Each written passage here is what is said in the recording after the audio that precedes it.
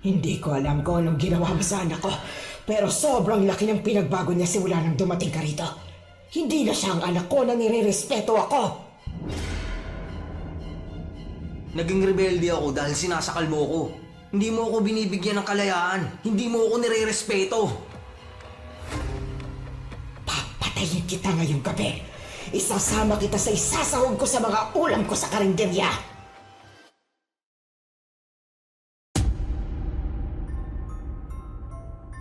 Kapag naririnig natin ang salitang nanay, ang unang pumapasok sa isip ay isang mapagmahal na nilalang.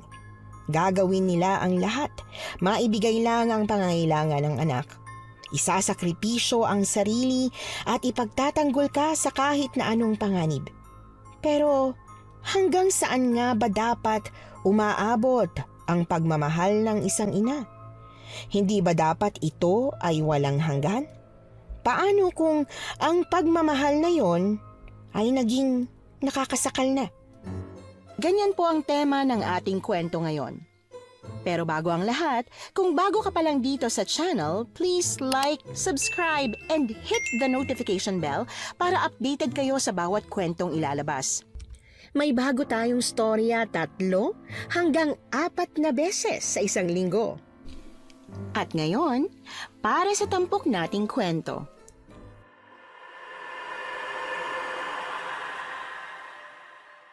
Magandang umaga po, Miss Anne.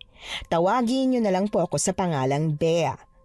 Isa po akong senior research writer sa ngayon sa mga TV at radyo. Pero syempre, nanggaling din ako sa pagiging baguhan. Ang ikukwento ko po ngayong araw ay tungkol sa kwentong matagal ko ng kinikimkim.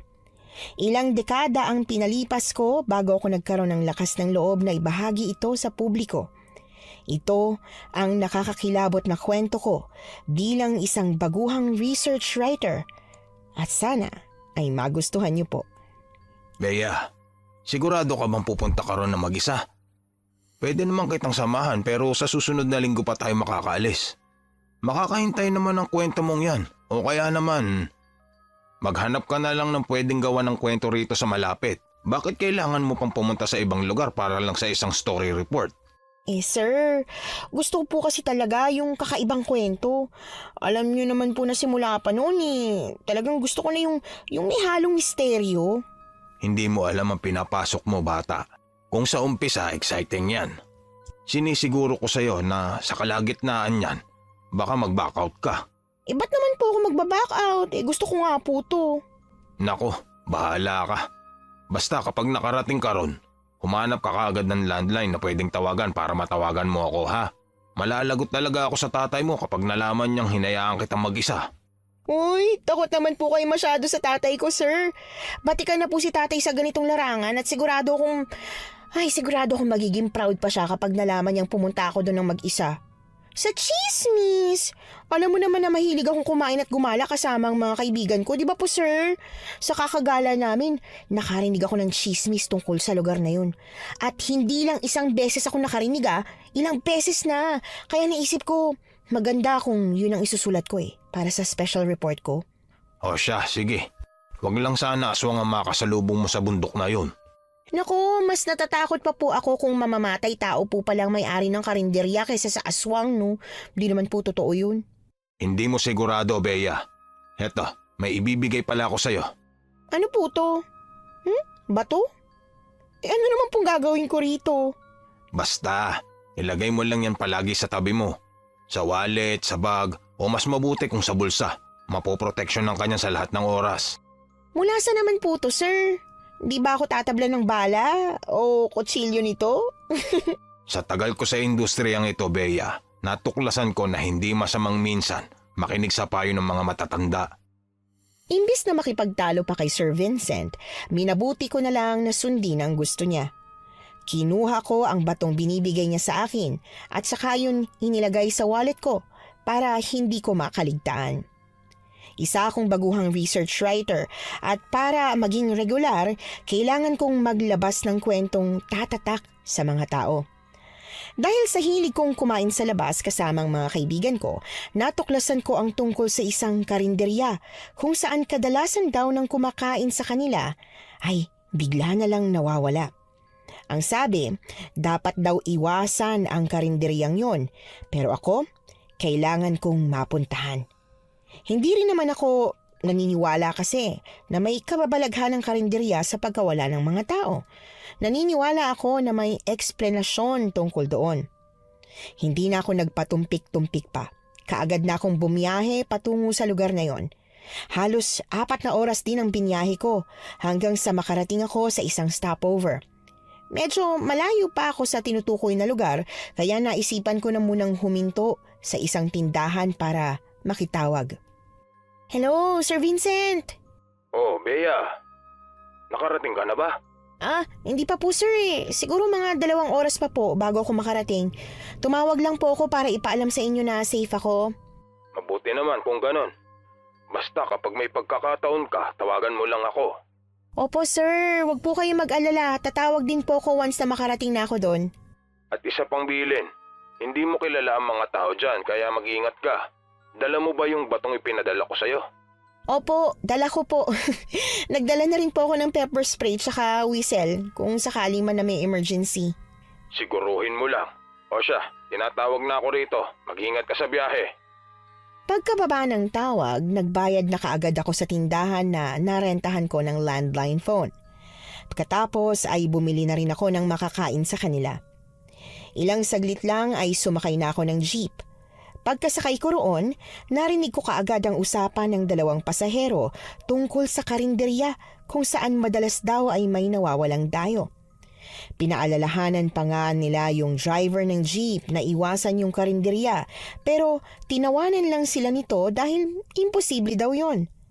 Ang karinderya kasi ay nasa mismong gilid ng kalsada at lahat talaga ay madadaanan yon. Ang sabi pa nito, hindi naman daw totoo ang mga chismis dahil makailang beses na raw siyang nakakain sa karinderya pero hindi naman daw siya nawawala. Ewan ko ba, pero kahit na ganoon na ang sinabi ng driver, mas lalo pa rin akong nako-curious. Kung ano-anong tanong ang sumagi sa isip ko. Kung saan nanggaling ang haka-haka at kung bakit nga kaya naging matunog ang chismis na yon. Pero habang nasa kalagitnaan ako ng biyahe, pare-pareho kaming nagulat nang bigla na lamang umulan. Sa sobrang lakas ng ulan, halos hindi na makita ang daan. Nawalan din ng preno ang driver na talagang ikinataranta naming lahat.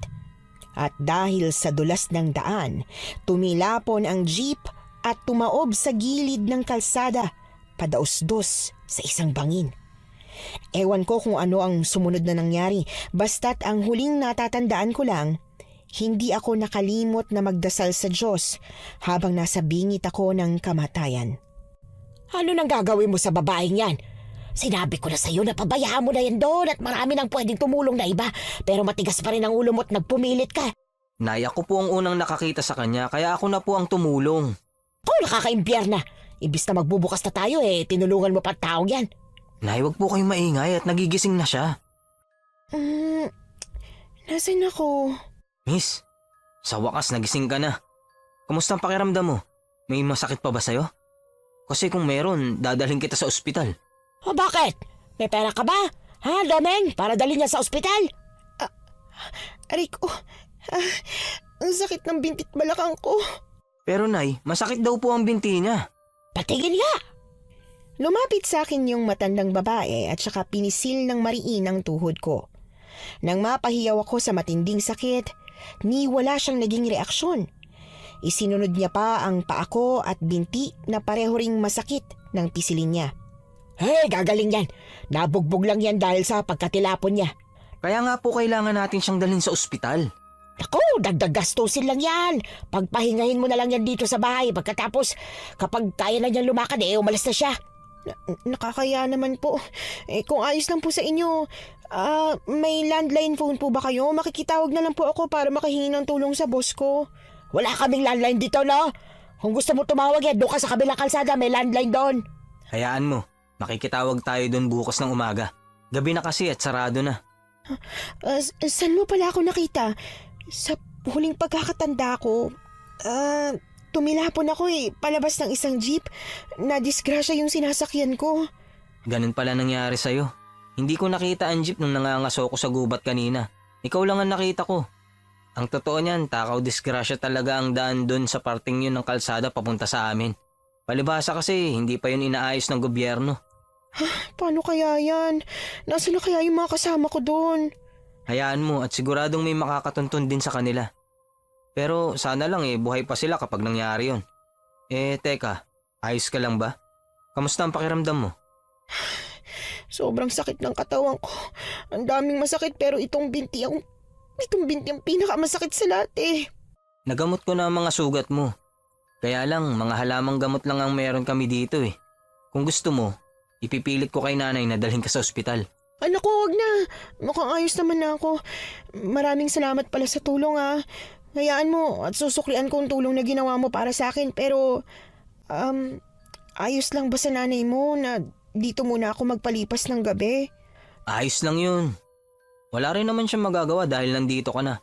Kaya lang, ayos lang ba na nandito ka sa sala? Hindi kasi payag si nanay na ikaw ang nasa kwarto ko. Naku, ayos lang. Walang problema sa akin. Ano palang ginagawa mo rito? Mukhang hindi ka taga rito sa amin eh. Sa itsura mo, para kang taga Maynila. Oo. Taga Maynila nga talaga ako. Ang totoo, pumunta ako rito para sa trabaho eh. Ano bang trabaho mo? Sa ngayon, di ko pa muna pwedeng banggitin sa'yo. Ganun ba? Rerespetuhin ko ang desisyon mo na wag sabihin ng trabaho mo. Pero ayos lang ba kung magtanong ako sa'yo tungkol sa Maynila? Ha? Pwede naman, pero bakit? Ano kasi? Nakakahiyaman pero hindi pa kasi ako nakakarating sa Maynila. Pangarap ko kasing makarating dun. Hoy, ano ka ba naman? Mangangarap ka na lang eh. Dapat mas taasan mo na. Dapat mangarap ka ng makarating sa ibang bansa. Madali lang makarating sa Maynila, no? Uy, teka. Bakit parang ang seryoso naman yata ng mukha mo? Kasi kung para sa'yo madali lang makarating sa Maynila, para sa akin mahirap. Hala. Bakit naman? Dahil ba kulang ka sa pamasahe? Hindi. Basta. O sige na nga. Ano ba kasi yung tanong mo tungkol sa Maynila? Sasagutin ko sa abot na makakaya ko. Marami kaming pinag-usapan tungkol sa Maynila. Sinabi niya rin sa akin ang pangalan niya at iba pang mga detalye tungkol sa kanya. Hindi ko alam pero napakadali lang ang makipag-usap sa kanya. Siguro dahil natural na mabait si Domeng. May busilak siyang puso. Ramdam kong lumaki siya ng maayos sa piling ng kanyang ina. Pero sa kabilang banda, nakakatakot talaga ang nanay niya na si Aling Mireng. Naputo lang ang usapan naming dalawa nang kumulo na ang tiyan ko nang dahil sa gutom, kaya ipinagluto niya ako ng hapunan. Maraming salamat dito sa lugaw at itlog na niluto mo Nabusog talaga ako. Walang problema. Medyo nakakahiya nga dahil yan lang ang naipakain ko sa'yo. Wala ka kasing pwedeng kainin dito kundi yan lang eh. Walang pwedeng kainin? Ano ka ba? May pagkain ba kayo dito na hindi pwede para sa akin? Wala naman akong allergy sa kahit na anong pagkain. Hindi. Basta. Hayaan mo, bukas ng umaga, ipamamalengke kita ng tinolang manok. Ha? Naku, wag na. Kung ano na lang ang meron sa bahay niyo, ayos na ako dun. Hindi kasi pwede yung nasa bahay namin. Basta lulutuan kita ng masarap. Ang mabuti pa, matulog na tayo ngayong gabi. At kung sakali man na may kung anong masamang mangyari, sumigaw ka lang. Nandito lang ako sa kwarto ko. Wala naman sigurong masamang mangyayari sa akin dito sa loob ng bahay niyo. Basta. Kung kailangan mo ko, tumawag ka lang. Okay. Maraming salamat ulit Sa kabila ng pagiging mabait, masasabi kong may pagka-weirdo si Domeng. Para siyang may kinakabahalang kung ano. Bagay na hindi ko masyadong pinansin. Noong gabing yon nahirapan akong matulog. Hindi ko alam kung hindi lang ba ako komportable sa hinihigaan kong mahabang upuang kahoy.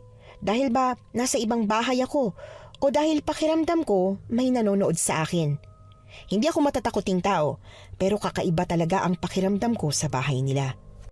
Kinabukasan maaga akong nagising dahil nga hindi rin naman ako nakatulog ng maayos.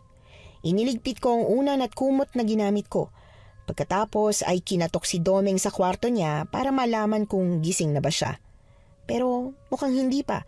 Kaya dumiretso ako sa kusina nila para sana maghanap ng pwedeng lutuin, makabawi man lang sa kanilang mag-ina. Kahit iika-ika pa sa paglalakad, pinilit kong makarating sa kusina. Nagbukas ako ng mga cabinet pero wala akong nakitang kahit bawang, asin o sibuyas. Nagtataka man, sinubukan kong tumingin sa loob ng ref. Pero kaagad akong napatakip sa ilong nang pagbukas ko noon. Umalingasaw ang masangsang na amoy ng mga karneng nakaimbak. Sa pagkabigla, kaagad ko yung sinara. Pero laking gulat ko nang biglang lumitaw sa harap ko si Aling Mireng. Ay, Diyos ko po! Aling Mireng, nagulat naman po ako sa inyo. Anong ginagawa mo rito? Ano po, naghahanap lang po sana ako ng pwedeng lutuin eh. Naisip ko po na para makabawi sa inyo, dapat po may gawin ako, di ba po? Wala kang dapat gawin. Di ba't masakit pang katawan mo? Dapat nananahimik ka lang doon para gumaling ka kaagad. Pero nakakaya naman po. Mas nakakahiya kung makikialam ka sa gamit ng iba. Manahimik ka na lang doon. At kung may kailangan ka, huwag kang maghalongkat ng gamit dito. Tawagin mo si Domeng. Sabi ko nga, pasensya na po kayo. Sige po, babalik na po ako dun sa may sala. Habang iika-ika, ay nahihiyang lumabas ako ng kusina pabalik sa sala. Saktong pagbalik ko doon, bumukas ang pinto ng kwarto ni Domeng na mukhang natataranta. Ano nangyari? Bakit? Napagalitan ka ni nanay? Wala. Ano kasi, magluluto sana ako kaya lang di ako pinayagan ni Aling Mireng. Ay, naku. Nakalimutan kong sabihin sa'yo. Ayaw na ayaw ni nanay na may ibang nakikialam sa kusina niya. Pasensya ka na. Napagalitan ka tuloy. Ayos lang, ano ka ba? Teka. Nagugutom ka na ba? Mamimili lang ako ng mga rekado para makapagluto na ng almusal. Sa totoo lang, nahihiya talaga ako, Doming eh. Kahit ano, ayos lang. Ayos na sa akin. Kahit asin nga lang eh. Huwag kang mahiya. Ako naman ang nagkukusa eh. Ang mabuti pa, hintayin mo na lang ako sa labas ng bahay para naman kahit papano maaliw ka. Pwede ba? Oo naman. May mga alaga kaming hayop na pwede mong panoorin. Sige. Kaya lang medyo nahihirapan pa akong maglakad eh. Tutulungan na lang kitang lumabas. Sige. Siya nga pala, pwede bang magpatulong din akong tumawag sa boss ko? Sa landline? Oo, sana. Pero malayo ang may landline phone dito sa amin. Mahirapan kang maglakad palabas. Kung gusto mo, ako na lang ang tatawag para sa'yo. Ibigay mo na lang sa akin ang numero. Sige, bibigay ko sa'yo. Uy, Domeng, maraming salamat talaga ha. Kung hindi dahil sa'yo, baka patay na ako ngayon. Paulit-ulit ka naman magpasalamat. Nahihiya na rin tuloy ako. Mabuti pa, halika na sa labas. Hindi naman nakakahiya ang tulong na ibinibigay sa akin ni Domeng. Pero kasi kay Aling Mireng, hiyang-hiya talaga ako. Ramdam ko kasi talaga na hindi niya gustong nandito ako sa paraan kung paano siyang magsalita. Plano ko na lang talagang tiisin hanggang sa makahingi ako ng tulong kina Sir Vincent dahil nawala na ang lahat ng mga gamit ko. Malamang na naiwan yon sa jeep na sinakyan ko. Nang ilabas na ako ni Domeng sa bahay nila, hindi ko inaasahan na ang aabutan ko ay halos gubat. Oo, at may mga alaga nga silang hayop pero wala akong matanaw na kapitbahay. Pinaupo niya lang ako sa upuang nasa labas ng bahay at binilinan akong maghintay sa kanya. Tahimik ako ron hanggang sa biglang bumalik si Aling Mireng, bit-bit ang isang bayong. Ano ginagawa mo dyan? Di ba't ang sabi ko sa'yo, mamahinga ka? Ano po? Hinihintay ko po si Domeng. Namili lang daw po. Pwede mo naman siyang hintayin sa loob ng bahay ah. Alam mo, ang mabuti pa, total hindi ka mapakali ng walang ginagawa. Tulungan mo na lang akong magbalat at maghiwa nitong mga gulay na ihahalo ko sa mga ulam na lulutuin ko. Mga ulam po? May handaan po ba? Anong handaan? Hindi ako naghahanda, no? Ibebenta ko sa karinderya. May karinderya po pala kayo. O sige tutulong po ako. Sabihin niyo lang po kung anong klaseng hiwa ang gagawin. Sige, diyan ka na lang maghiwa. Ikukuha na lang kita ng kutsilyo tsaka sangkalan. Kahit papaano ay gumaan ng kaunti ang loob ko kay Aling Mireng nang hayaan niya akong tumulong sa paghihiwa ng mga rekado sa lulutuin niya. Medyo marami yon, kaya naabutan pa ako ni Domeng na naghihiwa ng mga gulay. Oh, pinatulong ka ni nanay? Oo, medyo nakakatuwa nga kasi kahit papano nagkaroon ako ng silbi. Mabuti naman kung ganun. Hindi ka pa ba nagugutom? Medyo. Pero hintayin ko na lang na matapos ka magluto. O sige, tatawagin kita. Kaya lang, makakasingit ka ba sa pagluluto ni Aling Miring? Mukhang marami siyang lulutuin Ayos lang. Magkaiba naman kami ng lutuan. Ha? Magkaiba? Talaga? Pwede ba yun? Na ibang lutuan ng nanay at anak? Pwede. Hindi kasi ako kumakain ng luto ni nanay. O sige na, magluluto ako ng pagkain natin. Nagtataka man sa setup nilang mag-ina. Sa tingin ko, hindi na ako dapat manghimasok pa sa kanilang dalawa. Ipinagkibit balikat ko na lang at ipinagpatuloy ang paghihiwa ng mga Ricardo. Binalikan ako ni Aling Mireng para kunin ang mga pinahiwa niya sa akin pero malamig pa rin ang pakikitungo niya. Ni hindi siya nagpasalamat. Hinayaan ko na lang dahil ang mas importante naman para sa akin ay ang nakatulong ako. Dinala naman ni Doming sa labas ang pagkain. Tulad ng sinabi niya kagabi, nagluto siya ng tinolang manok at talagang masarap siya kung magluto. Wow! Ang linam naman magluto Nagmana ka siguro sa nanay mo, no? Hindi. Ang alam ko, nagmana ako sa tatay ko. Pero may-ari ng karinderyang nanay mo. Siguradong magaling siya magluto. Matabang siya kung magluto, kaya hindi ako kumakain ng mga luto niya. Ngayon lang ako nakarinig ng anak na hindi gustong luto ng nanay niya. Hindi ba pangkaraniwan? Hindi talaga, lalo na't ako. Talagang paborito kong luto ng nanay ko, no? Nakakainggit naman. Siya nga pala, maling numero ang binigay mo sa akin. Ang sabi raw, wala raw silang kilalang Bea. Lalaki ba o babae ang sumagot? Matandang babae ang sumagot. Hala, pwede ba patingin ang number na binigay ko sa'yo? Teka, nandito pa yun sa bulsa ko Eto. Teka lang. Hala, oo nga. Kulang ng number 1 yung number. Nakakainis naman. Sayang yung oportunidad. Sana nakausap mo na yung boss ko. Hayaan mo, susubukan ko ulit tumawag mamaya. Isulat mo na lang ng maayos ang numero. Sige, pero hindi ba malaking abala sa'yo yun? Ako na lang kaya kapag kaya ko nang lumakad ng malayuan. Ayos lang. Para naman masundo ka na nila. Bakit bigla ka yatang nalungkot? Hindi naman. Naisip ko lang, nakakainggit kasi pupunta ka na ng Maynila. Kung may pagkakataon ba? Gusto mo bang sumama? Ha? Oo naman. Gusto ko. Pwede bang isama mo na lang ako ron? Hindi madali ang buhay sa Maynila, Doming. Kung pupunta ka doon, kailangan mo maghanap ng trabaho. Pero kung talagang gustong-gusto mo, susubukan kitang tulungang makahanap. Kaya lang, hindi muna kita sasama ha.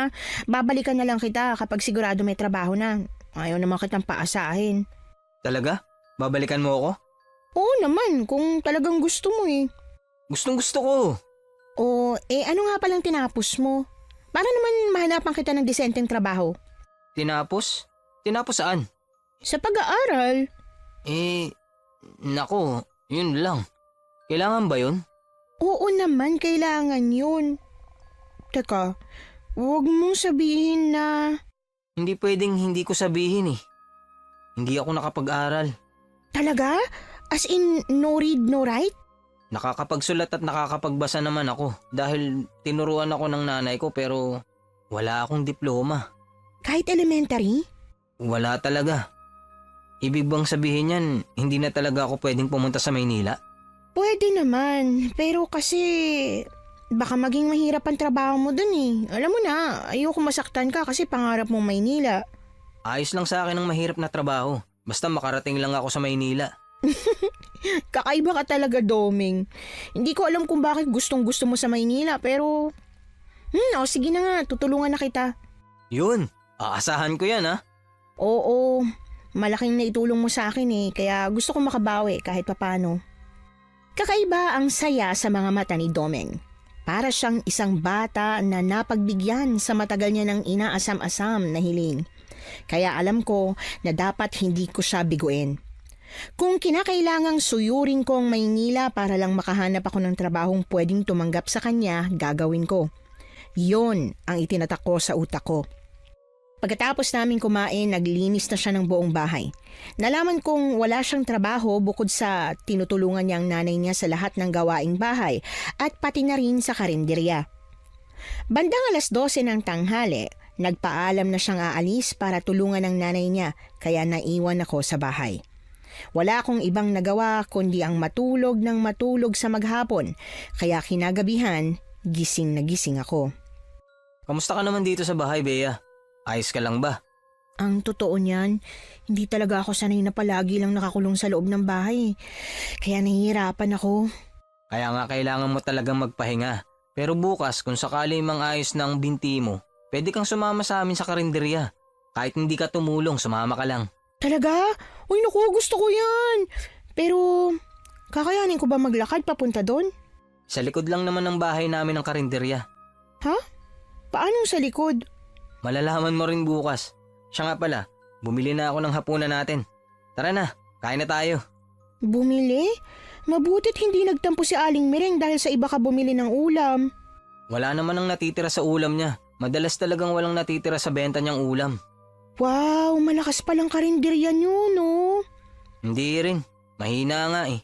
Simula nung... Simula nung ano? Wala. Ang mabuti pa, kumain na tayo. Kukuha na ako ng pinggan. Teka, hindi mo ba talaga kasabay kumain ng nanay mo? Hindi kami sabay kumain, mamaya pa yung kakain. Ah, ganun ba? O sige, may matutulong ba ako? Ayos lang, maupo ka lang dyan. Nakakapagtaka talaga silang mag-ina. Habang mas tumatagal ako sa bahay nila, mas nawiwirdohan ako sa relasyon nilang dalawa. Para kasing hindi sila pamilya kung magturingan. Pero kung titingnan naman sila, magkahawig naman, halatang mag-ina. Curious man ako sa kanila, hindi ko naman magawang magtanong. Kasi sino ba naman ako para makialam sa kanilang dalawa? Pagkatapos namin kumain, nagpaalam na kaagad si Domeng na magpapahinga na siya dahil napagod daw siya sa maghapon. Kaya ang ginawa ko na lang, nanghingi ako sa kanya ng papel at ballpen na pwede kong magamit habang nagpapalipas ng mga oras na hindi ako inaantok. Napagpasyahan kong isulat ang lahat ng mga nangyari sa akin sa loob ng 2 araw. Naaliw ako sa pagsusulat, kaya hindi ko na namalayan ang oras. At nang hihiga na sana ako para matulog, natigilan ako nang makarinig ng kalabog mula sa labas. Kinakabahan man bumangon ako at kaagad na nagtungo sa bintana para tingnan kung ano yung kumalabog. Noong una, wala akong makita. Hanggang sa napansin ko na sa may bandang likod kung saan may pinto papuntang kusina, ay naroon si Aling Mireng na may kung anong inilalabas mula sa sako. Madilim kaya hindi ko masyadong makita kung ano yon, pero halos mapatalon ako sa gulat nang makitang may inilalabas siyang tila kamay ng tao. Sino yan? Bea? Anong ginagawa mo dyan? Ano po Aling Mireng? Ano po, may narinig po kasi akong kalabog. Ayos lang po ba kayo? Ayos lang ako. Natulog ka na dyan at wag mo na akong pansinin. Pero parang nahihirapan po kayo dyan eh. Gusto niyo po ba ng tulong? Sinabi ko nang matulog ka na, hindi ba? Matulog ka na at wag ka na makailan pa. Opo, hindi na po. Isara mo ang bintana. Opo, isasara ko po. Natatarantang isinara ko na nga ang bintana saka ako nagmamadaling bumalik sa upuan. Takot na takot ako sa paraan kung paano kong sinigawan ni Aling Mireng. Para kasing galit na galit siya. Mas lalo tuloy akong hindi nakatulog, lalo pa at alam ko na katabi ko lang ang kusina. Naririnig ko ang ginagawa niya ron. Parang may tinatadtad siya. Pero hindi ko magawang sumilip. Hindi dahil bawal, kundi dahil natatakot ako sa kung anuman ang tinatadtad niya, lalo na't may napansin akong tila kamay ng tao na inilalabas niya mula sa sako. Hindi yon tao. Yon ang paulit-ulit kong itinatak sa ulo ko hanggang sa makatulog ako ng tuluyan. Nagising na lang ako nang tumama na ang sikat ng araw sa mga mata ko at may tumatapik na sa balikat ko. Bea, gising na, tanghali na. Domeng, nagulat naman ako sa'yo. Natutulog ka lang, bakit ka nagulat? Nanaginip ka ng masama? Hindi naman. Late lang kasi ako nakatulog dahil nga, di ba kahapon, maghapon lang akong mag-isa dito kaya tulog lang ako. Kaya, ayan, nabigla ako nang gisingin mo ko. Ganun ba? Tara na at bumangon ka na. Tingnan mo nga kung medyo maayos na ang mga binti mo. Teka, ayun, medyo nakakalakad na ako na maayos eh. Pwede na siguro ako lumabas mamaya, no? Oo naman, isasama kita sa karinderya mamaya. Ay, sa wakas, malapit lang ba yung karinderya nyo? Sa may telepono? Pwede ba akong makitawag doon mamaya? Walang problema, sasamahan kita papunta ron. Naku, salamat naman. Excited ka na bang umuwi? Oo naman, tsaka sigurado ako kasi na nag-aalala na sila sa akin eh. Lalo na yung boss ko. Sinabi ko kasi sa kanya na tatawag ako kapag nakarating na ako. Pero hindi pa ako nakakatawag. Tama ka nga naman. Pero yung pangako mo sa akin, matutupad pa ba yun? Siyempre naman no, wala pa akong pinangakuan na hindi ko pa tinutupad. Hindi ako ganong klase ng tao. Aasahan ko yan ha. Tara na, mag-almusal ka na para makapunta na tayo sa karinderya. Gustong gusto ko nang umuwi. Nahihiya na kasi talaga ako kay Aling Mireng. At bukod sa nahihiya, natatakot din ako. Ewan ko ba, basta kagabi, nakaramdam ako ng matinding kaba patungkol sa kanya. Na para bang may itinatago siyang kababalaghan. Pero sa kabilang banda, naaawa naman ako kay Domeng. Nakikita ko kasi sa mga mata niya na nalulungkot siya sa tuwing babanggitin ko na gusto ko nang umuwi. Hindi ko alam kung bakit, pero sa tingin ko, yun ay dahil wala siyang ibang kaibigan maliban sa akin. At napatunayan ko yon nang pagdating namin sa karinderya, wala nga siyang nakakausap na iba bukod sa mga customer. Dito lang din pala sa likod ng bahay yung tabing kalsada. Bakit ang sabi mo malayong palengke? Akala ko dadaan pa sa gubat. Malayo naman talaga eh. Doon pa yun sa kabilang kanto. Pero hindi mo talaga nasabi sa akin na hindi naman pala dadaan sa gubat. Nasa likod lang pala ng bahay niyo yung kalsada. Pasensya naman. Hindi ko na naisip ipaliwanag sa'yo.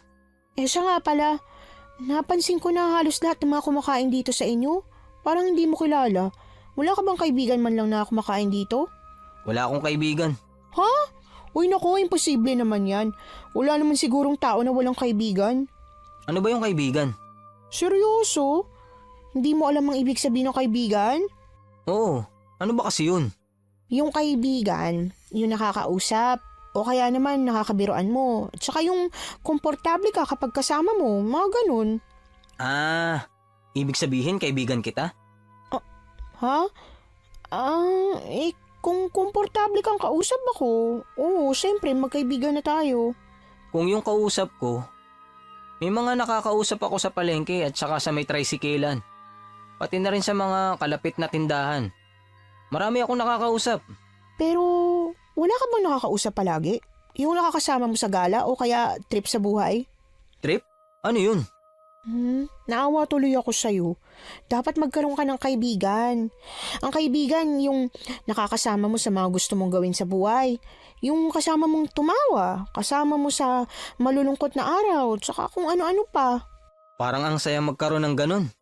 Hayaan mo, kapag nakapunta ka na sa Maynila, magkakaroon ka rin ng maraming kaibigan. Talaga? Mas lalo tuloy akong nasasabik na makapunta dun. Siya nga pala, wala na masyadong dumarating na customer ah. Pwede mo na ba akong samahan sa tindahan para makitawag? Oo nga pala. O sige, tara na. Domeng! Saan ka pupunta? Nay, sasamahan ko lang po si Bea papunta sa tindahan. Makikitawag daw po siya. Ganun ba? Magpapasundo na ba siya? Opo, Nay. Mabuti pa nga. Pero bilisan mo ha. At maya-maya may customer na uli. Sige ho, Nay. Nasabik ako nang papunta na kami sa tindahan. Nahihirapan pa rin talaga akong maglakad pero pinilit ko ang sarili ko para lang makausap ko na si Sir Vincent. Alam ko na talagang nag-aalala siya sa akin at baka nga ipinalagay niya na ako sa missing person. Pagkarating sa tindahan, binigyan ako ni Domeng ng pambayad. Ang sabi niya sa akin, babalikan niya na lang daw ako at baka mapagalitan siya ni Aling Mireng.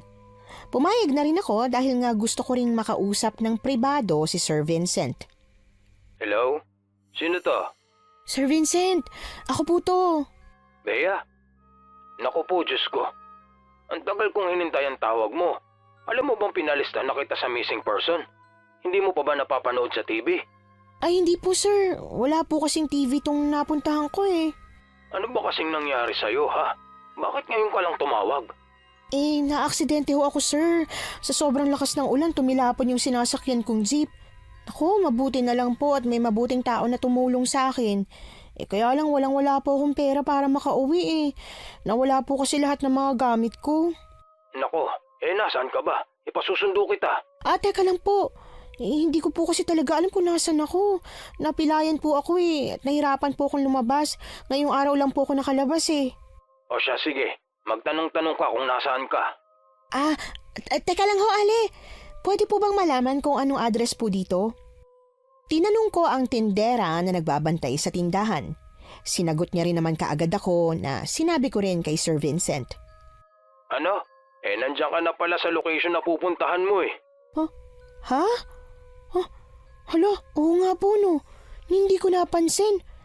Sige sir, huwag niyo na po muna ako ipasundo. Gagawa pa po ako ng kwento.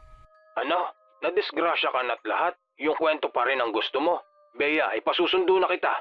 Hindi po sir. Siguro, bigyan niyo pa po ako ng mga 2 araw. Ay nako, napakatigas naman talaga ng ulo mo. At saka nga po pala, yung taong tumulong po sa akin dito, gusto niya po kasing maghanap ng trabaho sa Maynila Meron po bang available? Kaso lang, hindi po kasi siya nakapag-aral Meron namang available dito. Pero janitor, marunong naman ata siya maglinis. Opo sir, sigurado pong marunong siya. Pero ang tanong, kilala mo ba yan? Mabuting tao ba? Sir, kung di po dahil sa kanya, patay na ako ngayon. O sige, ako nang bahala sa kanya. Tutulungan ko siya pero umuwi ka na. Magpapadala na ako ng susundo sa'yo. Kung hindi lang ako busy ngayon, ako na mismo ang susundo Sige na nga ho. Salamat po sir. Pasensya na po talaga. Pinakaba ko kayo. O siya, sige na. Tatawagan ko na mga pulis na i-lift ka na sa missing person dahil alam ko kung nasaan ka na. Mag-iingat ka dyan at hintayin mo ang sundo. Ibigay mo sa akin ang mismong address. Kaya lang tatanungin ko pa po. Tatawagan ko na lang po kayo ulit. Bea, nako. Baka bukas ka pa ulit tumawag, ha? Hindi po, tatawag po ako pag natanong ko na. Salamat po sir. Nang ibaba ko na ang tawag, nagbayad na kaagad ako sa tindera. Pero ewan ko ba, kakaiba ang tingin niya sa akin. Kaya napatanong ako bigla sa kanya. Pero imbis na sagutin ang tanong ko kung bakit ganoon na lang siya kung makatingin sa akin, sinagot niya rin ako ng tanong. Isang tanong na nagpagulat talaga sa akin. Bea, tapos ka na ba makipag-usap sa boss mo? Oo, kaya lang, hindi ko kasi alam ang address niyo para masundo nila ako. Hindi ko pa nasabi. Ganun ba? Tatawag ka ba ulit sa kanya para sabihin ang address namin? Oo, sana kung ayos lang sa'yo. Sige, tara, tawagan natin siya. Naging awkward ang pakiramdam ko kay Domeng nang matuklasan kong ang karinderya pala nila ang dahilan kung bakit nandito ako ngayon. Hindi ko tuloy alam kung paano ako makikipag-usap sa kanya. Hindi ko alam kung paano ko aalamin kung ano ang dahilan kung bakit iniiwasan ang karinderya nila.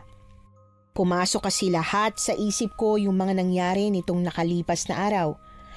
Kung paano ako nadisgrasya at kung paano ko nakarating sa bahay nila. Totoo ba talaga ang lahat ng ito? Parang ang hirap paniwalaan na aksidente lang ang lahat ng mga nangyari. Matapos sabihin ni Domeng ang address ng bahay nila, bumalik na kami sa karinderya. Kung kanina, nanonood lang ako sa mga dumarating at umaalis na customer. Ngayon, tahimik na akong nagmamasid at pinag-iisipan ang lahat. Tama pa bang mag-imbestiga ako? Tama ba bang gawan ko ng kwento ang mga tumulong sa akin? Kanina ka pa tahimik Ayos ka lang ba? Oo. Medyo masakit lang ang ulo ko pero ayos lang ako. Dapat pala pinabalik na kita kaagad sa bahay kaninang tanghali nung nakatawag ka na sa boss mo. Ibig bang sabihin yan? Alis ka na? Opo. Baka bukas po ng umaga nandito na sila. Mabuti naman kung ganon. Di na ako maiilang sa sarili kong bahay. Pasensya na po talaga kayo sa abalang nagawa ko, Aling Mireng. Huwag po kayong mag-alala. Mag-aabot po ko ng bayad sa inyo sa pagtulong niyo po sa akin. Nako, wag na. Basta't makaalis ka na lang dito, masaya na ako. Nanay naman, wag naman po kayong ganyan.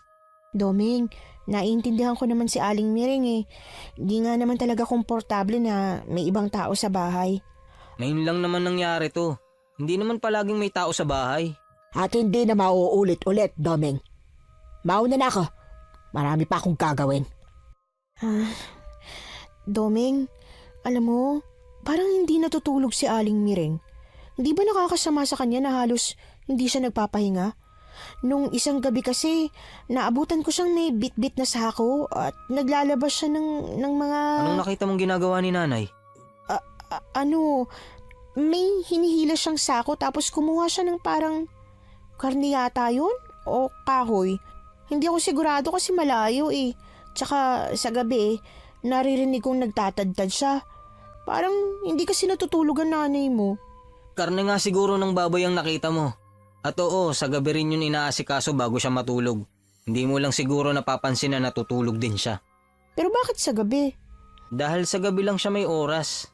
Mas mabuti kung ikaw ang gumagawa nun kasi ikaw ang lalaki. Mabuti at kaya pa ni Aling Miring. Hindi ako pwedeng makialam sa trabaho ni nanay.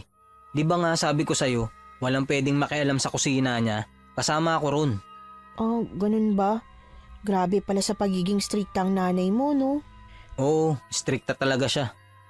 Pagkarating namin sa bahay, naabutan namin si Aling Miring na abala sa pagsisiga ng mga kahoy sa may bakuran. Tinanong siya ni Domeng kung bakit siya nagsisiga, pero ang isinagot lang ni Aling Miring ay wala na daw pakialam doon si Domeng. Kaya naman hinayaan na lang namin siya at dumiretso na lang sa loob para maghapunan. Sa sobrang pagod ko yata dahil sa labis na pag-iisip, nakatulog kaagad ako. Nagising na lang ako dahil sa mga kalabog sa labas. Naririnig ko rin ang sigawan ni na Aling Miring at Domeng pero hindi ko maintindihan ang pinag-uusapan nila. Parang nagsasalita sila sa ibang lengguwahe. Sinubukan kong wag silang pansinin pero nakakatakot na ang boses ni Domeng. Mas mataas pa ang boses niya kaysa kay Aling Miring at para bang nagkakasakitan na sila. Kaya agad akong bumangon at nagpunta sa pinto, saka ko binuksan yon. Nang dahil sa ginawa ko, natigil ang sigawan, pero hindi ko sila makita. Bea, bakit gising ka pa? Nag-aalala ako na baka nasasaktan mo na si Aling Miring eh. Pumasok ka na sa loob! Hindi ko kayo makita. Ayos lang ba si Aling Miring? Pumasok ka na, Bea. Ayos lang ako. Away mag-ina ito, kaya wag ka nang makialam. Sabi ko nga, pasensya na ho. Kaagad kong isinara ang pinto at doon ko lang na-realize na masyado na nga akong nakikialam sa biglaang paglabas ko para lang pigilan sila. Pero hindi ko pinagsisisihan na nakialam ako. Hindi ko sila nakita kanina at sigurado talaga ako na nasaktan ni Domeng si Aling Miring. Kung hindi ako nakialam, baka kung ano na ang nagawa niya sa kanyang ina dahil naririnig kong nasasaktan ito. Nabawasan tuloy ang pag-iisip ko kay Domeng na mabait siya dahil kaya niyang saktan ang sarili niyang ina. Ilang saglit pa bumukas ang pinto at pumasok si Domeng na mukhang galit pa rin ang mukha. Si Aling Miring, bakit hindi pa siya bumabalik? Huwag mo siyang alalahanin, hindi yun mamamatay. Domeng, umamin ka nga sa akin. Sinaktan mo bang nanay mo? Hindi ko siya sinaktan. Hindi sinaktan, pero narinig ko na sasaktan siya. Hindi ko nga siya sinaktan. Bakit ba hindi ka naniniwala sa akin? Hindi ko kayang saktan ng nanay ko. Ako nga ang sinaktan niya eh. Sigurado ka ba? Kasi kahit ano pang gawin o sabihin sa'yo ng nanay mo, dapat hindi mo siya kailanman saktan. Kahit emosyonal. Sana iniintindi mo na lang, hindi yung sinisigaw-sigawan mo pa siya. Bakit? Dahil ba siya ang dahilan kung bakit nabuhay ako? Bea, akala ko pa naman matalino ka dahil nakapag-aral ka. Oo, siyang nagbigay ng buhay sa akin pero ginusto ko bang mabuhay? Lalo na sa ganitong klase ng pamumuhay? Bago namatay ang tatay ko, tinuruan niya pa ako magbasa at sumulat. Dahil gusto niya mag-aral ako pero anong ginawa ng nanay ko? Hindi niya ako pinag-aral dahil masyado raw delikado ang mundo para sa akin. Baka kasi may dahilan siya. Baka pinoprotektahan ka lang niya. Pinoprotektahan? Siya nga itong dapat mong katakutan. Pero bakit? Nanay mo siya. Bilang anak, marami akong karapatang kinuha niya sa akin, Bea. Hindi mo kumikilala, kaya wag mong sabihin hindi ko siya pwedeng saktan. Pagkatapos niyang sabihin yon, dumiretso na siya sa kwarto niya at saka ibinagsak ang pinto. Nakaramdam tuloy ako ng matinding konsensya kasi tama siya. Hindi ko sila kilala para sabihin ko yon sa kanya. Sa kung paano sila magturingang mag-ina, alam ko naman na talagang may kakaiba sa kanilang dalawa. Ramdam ko sa una pa lang na hindi sila ordinaryo, pero nahusgahan ko pa rin si Domeng. Buong gabing hindi na talaga bumalik si Aling Mereng sa loob ng bahay. Hindi ko alam kung saan siya natulog. Saka ko lang siya nakita ng umaga na at naghahanda na siya para sa mga lulutuin niya sa karenderya. Aling Mereng, ako po bang pinag-awayan niyo ni Domeng kagabi? Oo, ikaw nga. At kung ikaw nga talaga, alis ka na ba? Pasensya na po talaga kayo sa laki ng abalang nagawa ko sa inyo mag-ina. Hindi ko alam kung anong ginawa mo sa anak ko, pero sobrang laki ng pinagbago niya simula nang dumating ka rito. Hindi na siya ang anak ko na nirerespeto ako. Aling Mereng, hindi po ako ganong klase ng tao. Wala naman po akong sinasabi sa kanya na... Talaga ba? At sa tingin mo paniniwalaan ko yan, ha? Aling Mereng, Umalis ka na rito, Bea. Hindi ba tumawag ka na sa boss mo? Bakit wala pa sila rito? inaasahan ko pong darating sila ngayong araw. Huwag po kayo mag-alala. Aalis na po ako at hindi na po ako manggugulo. Siguruhin mo lang. Dahil sa oras na hindi ka pa umalis dito ngayong araw, hindi mo magugustuhan ang mangyayari. Talagang kinilabutan ako sa sinabi ni Aling Mireng. Pakiramdam ko may masama siyang gagawin sa akin kung hindi agad ako aalis. Sa takot ko, gustong-gusto ko nang tawagan si Sir Vincent at tanungin kung kumusta na ang mga susundo sa akin. Pero nahihiya naman akong unang kausapin si Domeng dahil sa pagtatalo namin kagabi. Sasama ka ba sa karinderya? Oo sana. Sa tingin ko kasi mas mabuting nandun ako. Aabangan kong dumating yung sundo ko. Oo nga pala. O sige, tara na. Domeng, teka lang. Ano kasi... Tungkol kagabi, pasensya ka na sa mga nasabi ko ha. Alam kong nagpadalos-dalos ako sa mga binanggit ko. Hindi ko masyadong napag-isipan. Mali talaga ako sa mga sinabi ko at tama ka. Hindi ko kayo ganong kilala para magsalita ako ng hindi maganda. Ayos lang. Naiintindihan din naman kita. Alam kong nabigla ka lang din sa pag-aaway namin ni nanay. Hindi nga pala kagaya ng sa inyo na... Na ano? Wala. Ang sabi ko, halika na. Pumunta na tayo sa karinderya. Baka dumating na ang mga susundo sa'yo tapos wala ka ron. Oo nga pala. Gusto kong malaman kung ano man yung dapat na sasabihin niya sa akin. Pero alam ko naman na hindi niya rin yun itutuloy. Ang totoo, iniisip ko pa rin talaga kung anong dahilan kung bakit iniiwasan ang karinderya nila. Kung bakit halos parang bagong mukha ang kumakain sa karinderya nila at bihira ang bumabalik-balik. Kung tutuusin, pwede akong manatili at alamin ang katotohanan pero nahihiya ako kay Domeng dahil nagkaroon na kami ng, kumbaga, pinagsamahan. Alam ko na masasaktan siya kapag nalaman niya ang totoong dahilan kung bakit ako nandito. Na sila talaga ang dahilan kung bakit ako naparito at para bang tadhana na siya ang nagligtas sa akin. Pagkarating sa karinderya, naghintay ako sa mga susundo sa akin. Pero lumagpas ng tanghalian, wala pa ni anino nila. Kaya naman kinausap ko na si Domeng. Domeng, pasensya ka na sa abala pero pwede bang humingi ulit ako ng tulong sa'yo? Hindi pa rin kasi dumarating yung sundo ko eh. Ayos lang ba kung samahan mo ulit ako sa tindahan para sana makitawag at tanungin ko si Sir? O kaya naman kahit makahingi na lang muna ako ng barya pantawag. Pangako ko sa'yo, babayaran talaga kita pagkarating nila. Nahihiya na kasi talaga ako sa'yo. Ayos lang. Halika na at sasamahan kita sa kabilang tindahan. Hoy, anong sasamahan? Kaya na niya maglakad kaya hayaan mo na siya. Marami pa tayong gagawin dito, ano? Ano ba, Nay? Napag-usapan na natin to, di ba? Uuwi naman na siya. Doming, ayos lang ako. Ano ka ba? Tama naman si Aling Mireng eh. Kaya ko nang lumakad. Pahiramin mo na lang ako ng barya na magagamit ko. Ay, sige na nga. O etong barya. Mag-ingat ka sa pagtawid ha. Oo naman, babalik ako agad. Medyo masakit pa ang binti at paa ko pero nagawa ko namang ipilit na lumakad papunta sa kabilang kalsada kung saan naroon ang tindahan. Pagkarating doon, sinabihan ako ng tindera na tumawag daw yung tinawagan ko kahapon at sinabing may emergency daw. Kaya nagmamadali akong tumawag pabalik. Ilang saglit lang ay sinagot na agad ang tawag. Sir, ano pong nangyari? Ano pong emergency? Bea, nako, nagkaroon ng emergency.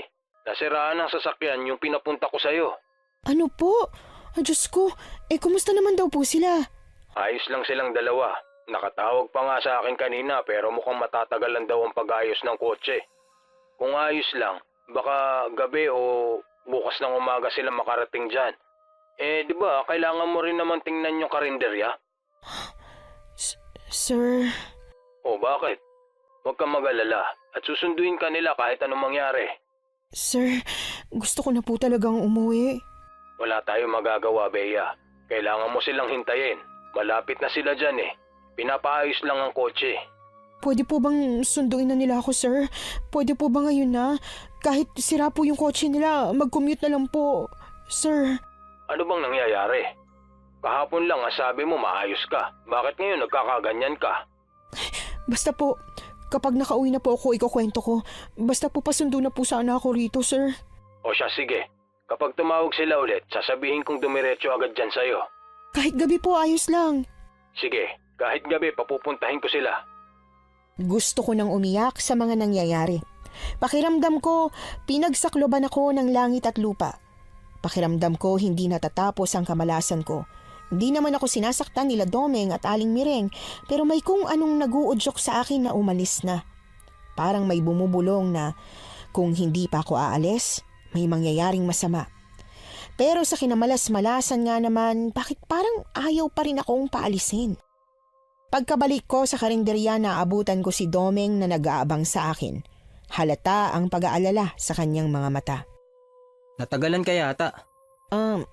Medyo marami kasi kaming pinag-usapan ni Sir Vincent. Baka raw mamayang gabi pa sila makarating dahil nasiraan daw sila ng kotse. Pero hindi pwedeng pumunta sila rito ng gabi. Bakit naman? Hindi naman siguro masamang bumiyahe sa gabi. Hindi sila pwedeng pumunta sa bahay kapag gabi na. Di lalabas na lang ako mamayang gabi at mag-aabang dito sa may labas ng karinderya. Delikado na sa gabi, Bea. Dapat sinabi mong ipagpabukas na lang ang pagpunta rito. Ano magagawa ko? Nasabi ko na. Tsaka, Doming, gustong-gusto ko na talagang umuwi. Gusto ko na makita ang pamilya ko, tsaka makabalik sa trabaho ko. Oo nga pala. O siya, sige. Ako na lang ang bahala. Lalabas tayo mamayang gabi at hihintayin sila. Salamat at naintindihan mo ko. Pero Bea, ano ba talagang trabaho mo? Personal na bagay sa akin yun, Doming. Hindi mo na kailangan malaman sa ngayon. Pero kung sakali na pupunta ka sa Maynila, malalaman mo rin. Hindi na ako pupunta. Ano? Pero bakit? Di ba pangarap mo yun? Kung masama pa rin ang loob mo sa akin dahil sa napagtalunan natin, wag mong isuko naman yung pangarap mo. Hindi dahil sa pag-aaway natin. Bakit nga? Si nanay, ayaw niyang pumayag. Hayaan mo na. Sanay naman na akong kasama siya palagi at isa pa, baka tama siya. Mahihirapan lang ako sa Maynila. Pero, Doming, natural lang mahirapan. Lahat ng bagay mahirap talaga sa umpisa. Pero hindi ibig sabihin nun, susukuan mo na. Kaya, wag mo sukuan. Pag-iisipan ko. Dadalawin kita rito pag nakahanap na ako ng trabaho para sa'yo. Imbis na sumagot, nginitian lang ako ni Domeng. Kita ang lungkot sa mga mata niya. Nakakaawa. Pero ano magagawa ko kung mas pipiliin niya talaga ang gusto ng nanay niya kesa sa gusto niya? Sa kabilang banda, naiintindihan ko si Aling Mireng. Nanay siya at gusto niyang maprotektahan ang anak niya. Pero sana hindi sa ganitong paraan. Sana hindi niya sinasakal ang anak niya at hindi tinatanggalan ng karapatan. Nagpaalam ako kay Domeng na bumalik na muna sa bahay nila at pinayagan niya naman ako. Pagkabalik ko ron, kinuha ko yung papel at ballpen na hiningi ko kay Domeng. Saka ako nagsimulang magsulat. Isinulat ko ang lahat ng mga nangyari sa akin. Ang mga kababalaghang nararanasan ko, pati na rin ang misteryo sa karinderya. Kahit wala pang matinong sagot, kahit nananatili pa rin ang mga tanong kung bakit nga ba nawawala ang mga taong napapadpad sa karinderya nila. Hanggang sa makauwi na sila Domeng at Aling Mireng. Bea, Halika na at kumain na tayo. May dala akong adobong manok. Ay, wow! Mukhang masarap yan ah. Pero sana matikman ko man lang yung luto ng nanay mo bago ako umalis. Gusto ko mang ipatikim sa'yo yung luto niya, hindi talaga pwede. Pero bakit naman? Mas mabuti pang huwag mo nang alamin. Teka, kukuha muna ako ng plato at kutsara. Sige. Ito ang plato mo, Bea. Maraming salamat. Kumain ka lang ng marami ha, para may lakas ka mamaya pag uwi mo. Domeng, ngayong aalis na ako, may gusto sana akong sabihin sa'yo eh. Alam kong pwede mong ikagalit, pero sa tingin ko mas mabuting tanggapin ko yung galit mo kaysa ang hindi ko sabihin sa'yo. Sige, Bea. Handa akong makinig at kahit ano pa yan. Ang totoo kasi niyan, di ba nasabi ko na sa'yo ang dahilan kaya ako pumunta dito dahil sa trabaho? Oo. Sasabihin mo na ba sa akin kung anong trabaho mo? Oo. Ang trabaho ko kasi isang research writer. Yung nagsusulat ng kwento o balita na hango sa totoong buhay. Hindi base lang sa mga haka-haka. Kaya talagang pinupuntahan namin yung lugar o nagre-research kami kung saan-saan para malaman kung totoo nga yung narinig naming kwento. At yung kwento ng karinderya namin ang napili mong isulat?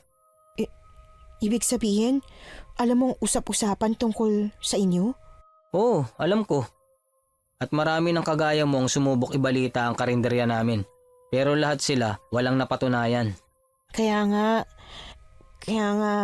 napagpasyahan ko na hindi na ituloy dahil wala naman talaga eh. May napansin man akong kakaiba sa inyo mag-ina. Hindi naman siguro totoong nawawala ang mga tao nang dahil sa inyo. 'Di ba? Ang mabuti pa kumain ka na.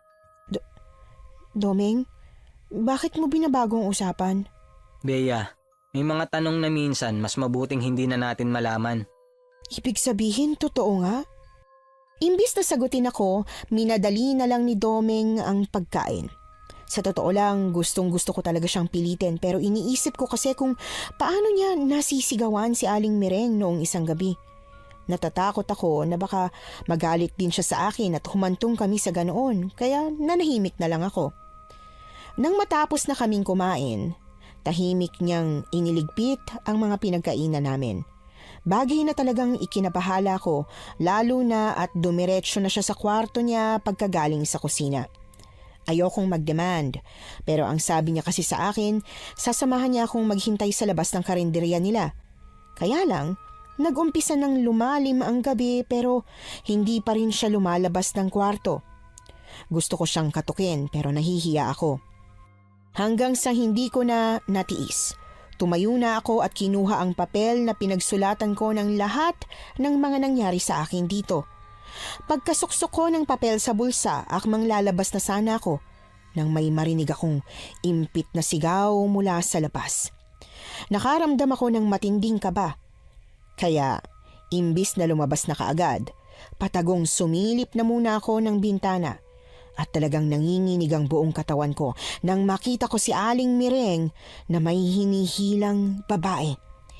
Pilit itong kumakawala kay Aling Mireng pero malakas talaga ang nakatatandang babae. Nagagawa niya pa rin itong hatakin ng marahas. Sa labis na pagkataranta, kaagad kong kinatok si Domeng sa kwarto niya. Domeng! Domeng, buksan mo pinto! Si Aling Mireng! Si Aling Mireng, may hinahatak na tao sa labas! Domeng! Bea, anong nangyayari? Domeng, si Aling Mireng, may hinahatak siyang tao dun sa labas. Hindi ko alam kung anong ginagawa niya pero... Diyan ka lang, huwag kang lalabas. Pero ano ba kasi nangyayari? Bakit hinihila niya yung babae? Hindi na ako sinagot ni Domeng. Sa halip ay nagmamadali na siyang lumabas ng bahay. Habang ako naman dumiretso sa bintana at pinanood ko kung ano ang mangyayari. Nanlaki ang mga mata ko nang makitang hahampasin na sana ni Aling Mireng yung babae pero tila maging siya ay nagulat nang makita niya si Domeng.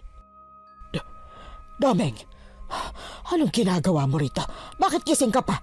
Kung hindi ako nagising, pumatay ka na naman ng tao. Tao pa rin talaga ang isasahog mo sa mga ulam natin? Hindi.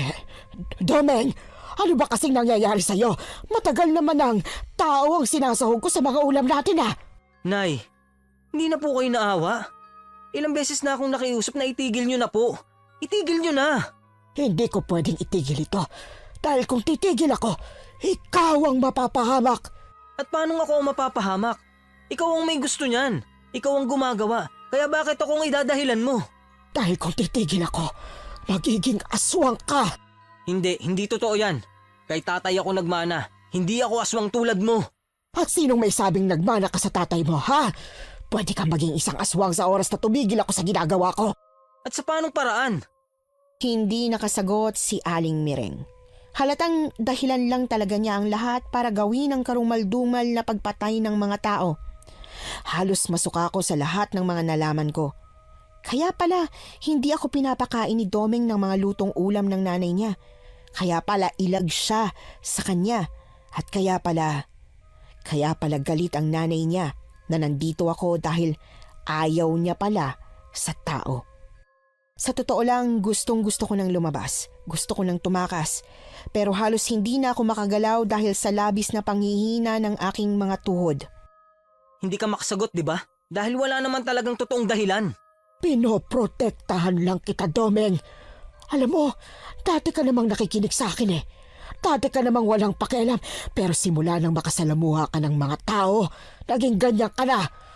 At mas tumindi pa ngayong dumating na yung Bea na yan. Hindi sa wala akong pakialam noon. May paki ako pero hindi ako makapagsalita. May paki ako pero wala akong magawa. Hindi ako makapagsalita dahil ano namang labang ko sa'yo, Nay? Hindi totoo yan. Dati ka nang may respeto at magalang na anak. Pero dahil sa mga taong yan, naging rebelde ka na. Naging rebelde ako dahil sinasakal mo ako. Hindi mo ako binibigyan ng kalayaan. Hindi mo ako nirerespeto. At ngayon, ano gusto mo gawin ko? Itigil ko ang pagpatay sa mga tao? At paano tayo mabubuhay? May mga hayop na pwedeng lutuin. Pero hindi tayo mabubuhay sa hayop, Domeng. Alam na alam mo yan. Nabuhay ako ng ilang taon nang hindi kumakain ng mga ulam na niluto mo. Ilang taon lang. Paano pa ang mga susunod na taon? Tama ng usapang to, Nay. Ang mabuti pa, iiwan na kita. Ayoko na sa ganitong buhay. Pagod na akong intindihin ka. At saan ka pupunta? Sa Maynila? Kasama yung Bea na yan? Oo, sasama ako sa kanya at wala ka nang magagawa. At sa tingin mo ba hahayaan ko yung mangyari? Hindi. Mamamatay muna siya bago pa kayo makapunta sa pinapangarap mong Maynila. Namilog ang mga mata ko nang biglang lumingon sa akin si Aling Mireng. Galit na galit ang mga mata niyang nanlilisik. Bago pa man ako makaatras, nagbago na ang kanyang itsura. Tinubuan siya ng pakpak at mabilis na lumipad patungo sa akin. Napatili ako ng malakas at mabilis na yumuko para magtago bago niya pa ako maabutan. Pero imbis na makatakas, nahablot niya ang buhok ko at mabilis na kinaladkad ako palabas ng bahay nila. Peste kang babae ka! Ikaw ang dahilan kung bakit kami nag-aaway ng anak ko! Aling Mireng, tama na po. Bitiwan niyo na po ako. Huwag niyo po ako papatayin, Aling Mireng. Papatayin na kita ngayong gabi. Isasama kita sa sasahog ko sa mga ulam ko sa karinderya. Hindi mo gagawin yan, Nanay. Ako muna ang makakalaban mo. Kaagad na tumilapon ako sa lupa nang sumugod si Domeng kay Aling Mireng. Hindi ko nakita kung ano na ang mga sumunod na nangyari dahil ininda ko pa ang sakit ng pagkakabagsak ko. Pero nang marinig ko ang mahinang ungol ng babae sa tabi ko, dumilat agad ako. Nakita ko ang duguan niyang mukha habang nakatitig sa akin. Ilang segundo akong nakatulala lang. Iniisip ko pa kung anong dapat kong gawin hanggang sa bigla akong natauhan. Buhay pa siya at kailangan niya ng tulong. Nagmamadali akong bumangon kahit sobrang sakit ng katawan ko. Tinulungan ko ang babaeng bumangon at pilit na sinabihang magpakatatag siya dahil tatakas kami. Kahit hirap na hirap, pinilit naming maglakad papunta sa likod ng bahay. Pero nang malapit na sana kami, may biglang humawak sa paa ko at pilit akong hinila pabalik. Bitiwan mo ako, pakiusap, Aling Mireng! Hayaan mo na po ako! Hindi kita hahayaan. Ginalit mo na ako kaya papatayin na kita. Huwag, Aling Mireng! Kapag pumatay po kayo ng tao, mas lalong sasama ang loob ni Domeng sa inyo! Masama na ang loob niya sa akin. Mas mabuting, mas pasamain ko pa. Hindi na talaga nagpaawat pa si Aling Mireng. Pilit niya akong kinaladkad habang ang mukha ko ay halos mabugbog na sa pagtama sa lupa.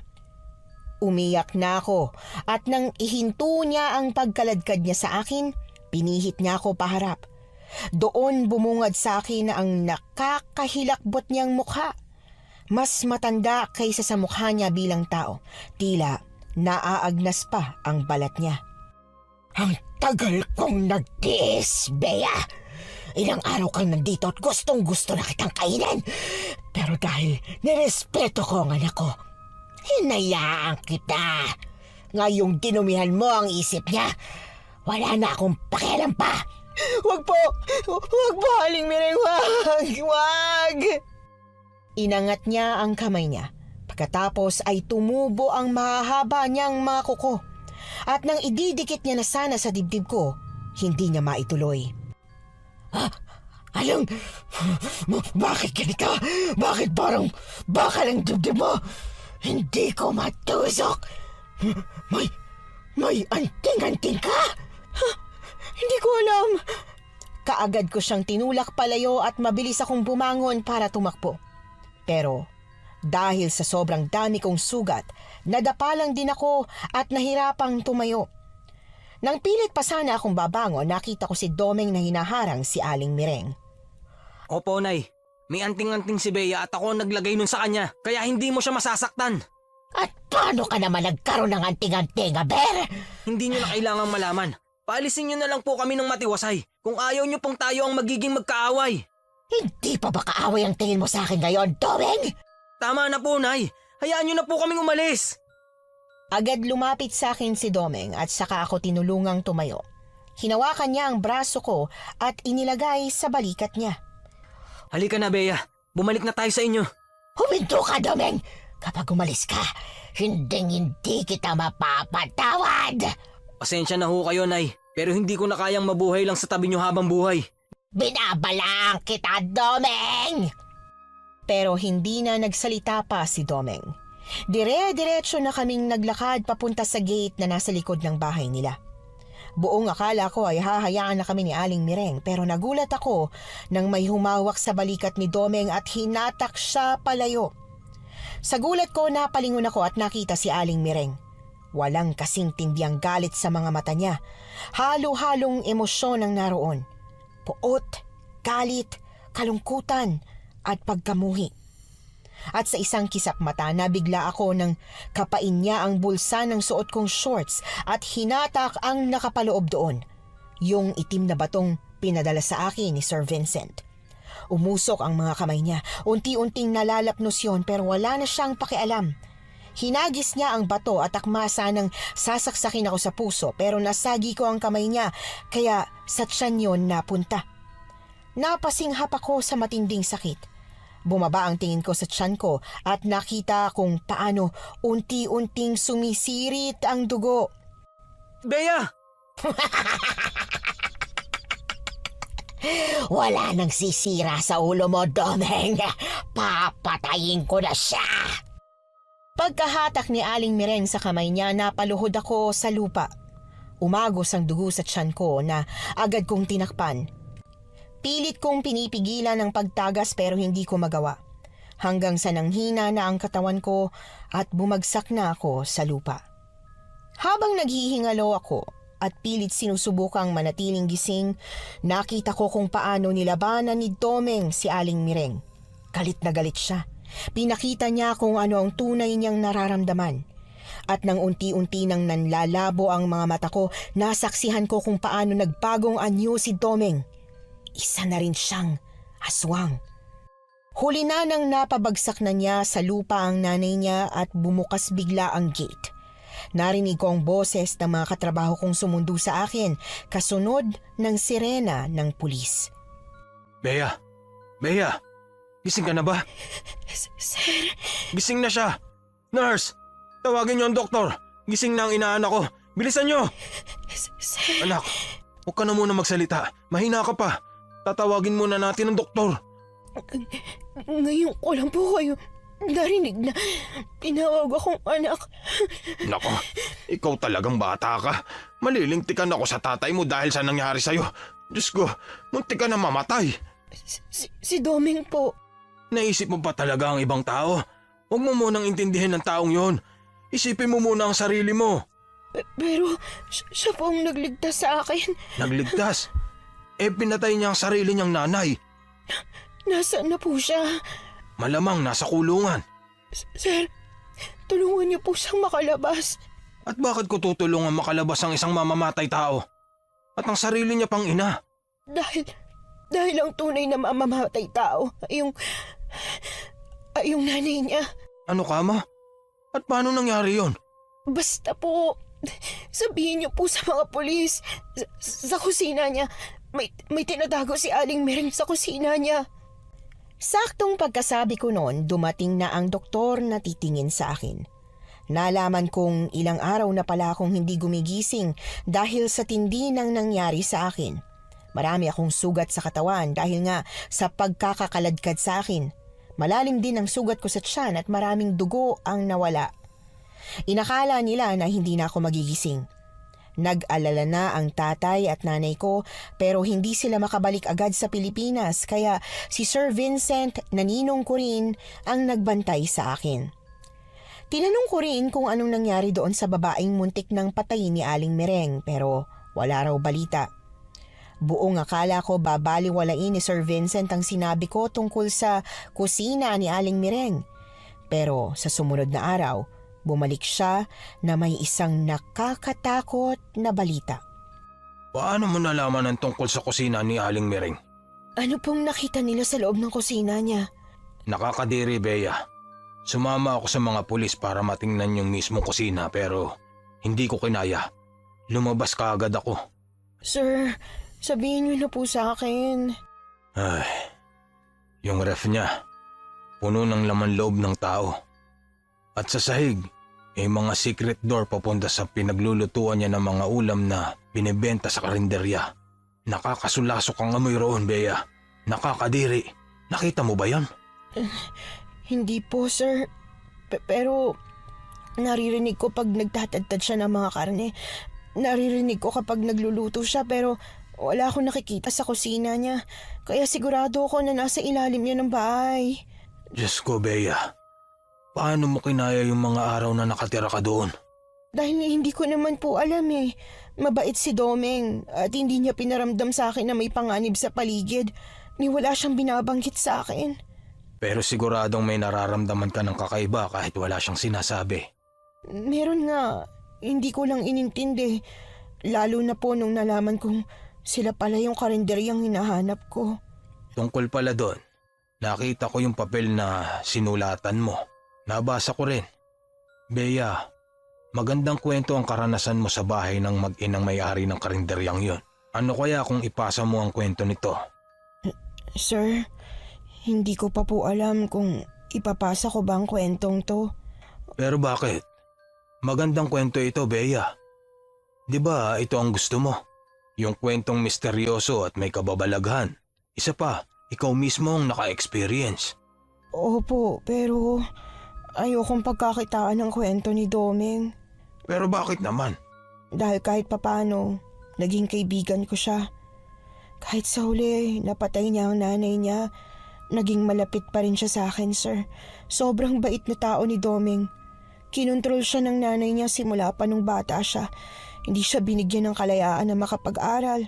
Hindi siya nagkaroon ng mga kaibigan. Minulat lang siya sa buhay na paulit-ulit at sa buhay na hindi naman niya gusto. Pilit tinali ng nanay niya ang pakpak niya kaya hindi siya makalipad. At ang tanging pangarap lang niya, yung makapunta sa Maynila. Kawawa naman pala si Domeng, anak. Kaya pakiramdam ko, sir, hindi tamang ilabas ko to. Pero alam mo, magandang kwento talaga to, Bea. Pag-isipan mo ha. Sige ho, sir. Alam kong magiging magandang kwento ang naging karanasan ko sa bahay ni na Domeng. Kahit na siguradong marami ang tataas ang kilay at magtatanong kung totoo ba. Pero Natatakot ako sa magiging reaksyon ni Domeng, kaya pilit kong itinago ang tungkol sa bagay na yon. Matapos ang 1 buwan, nakauwi na rin ako sa bahay namin. Pero bago ako umuwi, nakausap ko pa yung babaeng muntik nang mapatay ni Aling Mireng. Nagpasalamat siya sa akin dahil kung hindi ko raw siya tinulungan, malamang napatay na siya. Nang sabihin niya yon, imbis na maging masaya ako dahil may natulungan ako, mas nakaramdam pa ako ng matinding konsensya. Kasi kung sinunod ko kaagad ang nararamdaman kong kakaiba, edi sana mas marami pa akong natulungan. Yung unang beses na nakita ko si Aling Mireng na may inilalabas sa sako, yung unang beses na marinig kong may tinatadtad siya, ang daming pagkakataon na sana nakatulong ako. Baka habang mahimbing ang tulog ko, may humihingi pa ng saklolo. 1 taon na yung kwento mo. Naisulat mo na ba ng maayos? Opo sir, naisulat ko po ng maayos pero wala po akong balak na ilabas sa segment natin. Pero bakit naman? Sayang naman kung hindi mo ikukwento. Nasagot ko na po sa inyo yan noon sir. Sir, wag niyo naman po akong pilitin. Okay, sige, hindi na. Nanghihinayang lang kasi ako dahil siguradong kapag inilabas mo yon, talagang gaganda ang karera mo bilang research writer. Alam ko naman po yun. Pero sa tingin ko po may mga kwentong mas mabuting itago na lang kaysa isa publiko. Siya nga po pala, may balita na po ba kayo kay Domeng? Yun na nga. Wala pa rin hanggang ngayon. Bakit ba kasi gustong gusto mo siyang mahanap? Baka nakalimutan ka na nun. Marami po akong gustong sabihin sa kanya sir. Kahit siguro makalimutan niya ako, ipapaalala ko sa kanya na ako yung tinulungan niya. Hindi kaya nainlababo ka na ron? Naku, Bea, sinasabi ko sa'yo ha. Sir naman, wala po akong nararamdamang ganun para sa kanya, no? Naging kaibigan ko lang po talaga siya. Sus, baka kaibigan pala ang ibig mong sabihin. Sir, hindi po. Naku, isipin niyo na nga pong gusto niyong isipin. Basta, tulungan niyo po akong mahanap siya. Hindi ako titigil. Kahit ilang taon pang lumipas, mahanap ko lang siya. O siya, sige na. Ako nang bahala at ipapahanap ko siya para naman matuloy na ang naudlot na love story nyo. Si Sir Vincent naman. Makalipas ang ilang taon, natanggap din ni Sir Vincent na wala talaga akong balak na ilabas pa ang kwento ko tungkol sa mag-inang may-ari ng iniiwasang karinderya. Nagpatuloy ako sa pagiging research writer pero hindi na ako umalis ng mag-isa. Nagkaroon na ako ng trauma. Pagkatapos ng 5 taon, nahanap ko rin kung saan nakakulong si Domeng. Oo, hinanap ko siya dahil gustong-gusto ko talaga siyang makita. Pero dahil sa hirap ng komunikasyon noon, nahirapan akong hanapin siya. Nang sa wakas ay makita ko na si Domeng, nagulat talaga ako dahil hindi ko inaasahan ang laki ng pagbabago niya. Domeng, ikaw na ba yan? Wow, ang laki ng pinagbago mo! At ikaw naman, hindi ka nagbago. Ang ganda mo pa rin. Nahiya tuloy ako bigla. Pero ano, ang ganda na ng ngiti mo ah. Hindi ko inaasahan na magiging ganyan kasaya ang itsura mo. Ang ganda na rin ng pangangatawan mo, hindi ka napayat. Salamat naman kung ganun. Alam mo ba kung bakit? Oh, bakit nga ba? Marami na kasi akong kaibigan dito sa loob ng kulungan. At saka, nag-aaral na rin ako dito. Ang sabi nga sa akin ng abogado ko, hanggang 15 taon daw dapat ako rito pero dahil mabait ako, baka mabawasan pa yung taon. Wow, nakakatuwa namang marinig yan sa'yo. Pero Domeng, hindi ka ba nagsisisi? Magsisisi saan? Kasi, alam mo na. Yung pagkamatay ni nanay? Oo, namimiss ko siya dahil kahit anong mangyari, nanay ko pa rin talaga siya. Pero kung hindi ko ginawa yon, tuloy-tuloy pa rin siyang papatay ng tao at higit sa lahat, hindi ako masaya ngayon. Tama ka. Natutuwa ako na masaya ka, Domeng. Masama ba ako para maging masaya pagkatapos kong patayin ng nanay ko? Hindi ko kayang sagutin yan, Domeng. Pero isa lang ang masasabi ko. Huwag kang makonsensya dahil masaya ka.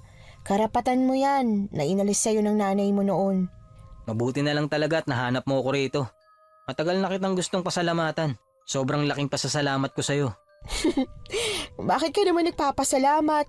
Ako nga dapat magpasalamat sa'yo dahil niligtas mo ko. Oo, niligtas kita noon. Pero iniligtas mo rin ako. Ikaw ang naging dahilan kung bakit masaya ako ngayon. Kung hindi dahil sa'yo, hindi ako matatauhan sa lahat. Para namang ang laki ng nagawa ko para sa'yo. Pero kahit papano gumaan ang loob ko. Akala ko kasi talaga ako may kasalanan kung bakit ka nakulong. Bakit naman? Kasi syempre akala ko kung hindi ako dumating, hindi mo napatay ang nanay mo. Naku, paikot-ikot na lang tayo. Basta kung ano man ang nangyari, nangyari na. Siya nga pala, kapag nakalabas na ako dito sa kulungan, matutulungan mo pa rin ba ako sa paghahanap ng trabaho? Anong trabaho bang gusto mo? Kahit anong trabaho, basta disente at magiging tunay na tao ako. Teka lang. Nakita kitang nag-anyong aswang noon. Hindi ka ba? Oo, nagaan yung aswang talaga ako. Pero huwag kang mag-alala dahil kaya kong kontrolin ang sarili ko. Hindi ako kagaya ni nanay na sabik sa laman ng tao. Mabuti naman kung ganun. Bale, magkita na lang ulit tayo sa susunod Dadalawin kita ulit. Aasahan ko yan Hindi umabot ng 15 taon, nakalabas na kaagad si Domeng sa kulungan. Tulad ng pangako ko sa kanya, tinulungan ko siyang makahanap ng trabaho. Maswerteng nakahanap kami ng security guard na trabaho para sa kanya. May mga pagkakataon na nahihirapan siya at dahil ako lang ang kaibigan niya, ang nangyayari ay pumupunta siya sa akin. Minsang pinagselosan pa siya ng asawa ko, pero sa huli ay natanggap din niya na magkaibigan lang talaga kami ni Domeng. Opo, Miss Anne, hindi kami nagkatuluyan ni Domeng. Siguro iniisip ninyo na naging kami pero hindi yun nangyari. Walang balak si Domeng na magkaroon ng asawa dahil natatakot siya sa pwedeng mangyari kung sakali man na magkaanak siya. At higit sa lahat, wala kaming nararamdaman para sa isa't isa. Siguro napapaisip ang listeners kung bakit inilabas ko ang kwentong ito sa channel ninyo. Pero yon ay dahil sa tingin ko, panahon na. Masyado ko nang kinimkim ito ng matagal at nagpaalam din naman ako kay Domeng. Isa pa, gusto ko rin ito dahil anonymous. Hanggang dito na lang po ang kwento ko at ng naging kaibigan ko na si Domeng. Maraming salamat po sa pakikinig hanggang dito sa dulo. Nagustuhan niyo po ba ang ating kwento ngayong araw? Kung oo ang sagot at hindi mo pa nagagawa, subscribe na. Click the notification bell para updated ka sa tuwing maglalabas kami ng bagong kwento. Click like at mag-iwan na rin ng comment. Masayang-masaya ako tuwing nagbabasa ng messages mula sa inyo. At kung may sarili kayong karanasan na gusto nyong ibahagi sa amin, email lang sa missanhorrorstories@gmail.com. Dire-diretso lang, missanhorrorstories@gmail.com. Malay nyo, sa susunod, yung kwento na ninyo ang binabasa namin para sa ating mga tagapakinig. Hanggang dito na lamang muna at muli po, ito po ang inyong si Miss Anne. Nagpapasalamat sa inyong patuloy na pagmamahal at pagsuporta.